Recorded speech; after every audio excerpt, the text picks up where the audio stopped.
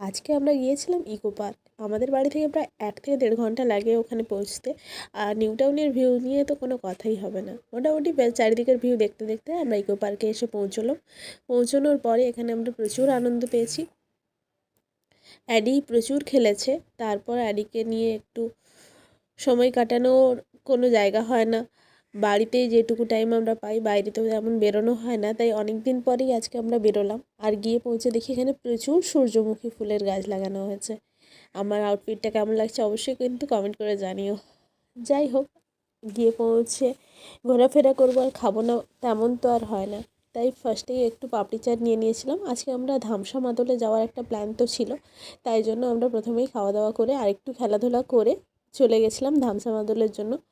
এটা ইকো পার্কের যে সোলার ডোম আছে তার পেছনেই ঠিক ধামসা মাদলের রেস্টুরেন্টটা রয়েছে।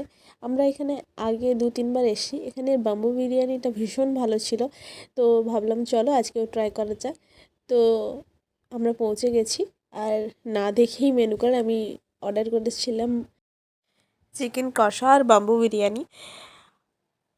তো এটা বানাতে একটু সময় লাগবে, তাই জন্য আমি একটু ফটোশ্যুট করছিলাম, নিজের মতো করে ভিডিও বানাচ্ছিলাম। এদিকে অ্যাডি আর অ্যাডির পাপা দুজনেই বসে দুজনে কথা বলছিল আর আমি আমার কাজগুলো করছিলাম। ইতিমধ্যেই আমাদের চিকেন কষা চলে এসছে। এই যে আমাদের বাম্বু বিরিয়ানি, এখানে খুব স্পেশাল বাম্বু বিরিয়ানি পাওয়া যায়। লাস্ট টাইম যখন খেয়েছিলাম তখন এটা এতটা ভালো ছিল না, বাট এবারেরটা মোটামুটি ভালোই ছিল। আর ফার্স্ট টাইম যেটা খেয়েছিলাম সেটা তো অসাধারণ ছিল। এখানে তেমন লোকজন ছিল না, যেহেতু এটা ইকো পার্কের একদম শেষের দিকে। অনেকে আসতে পারে না বা কোথা দিয়ে যেতে হবে এটা বুঝতে পারে না বলে আসতে পারে না। আমাদের জানা ছিল তাই আমরা চলে এসেছি।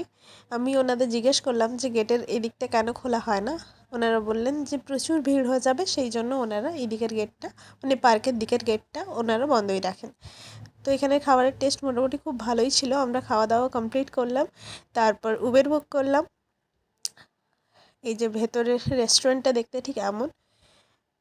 এটাও দেখতে একটা ধামসা মাদলের মতোই শেপ দেওয়া হয়েছে, বাইরে থেকে ধামসা মাদলই একটা লাগে।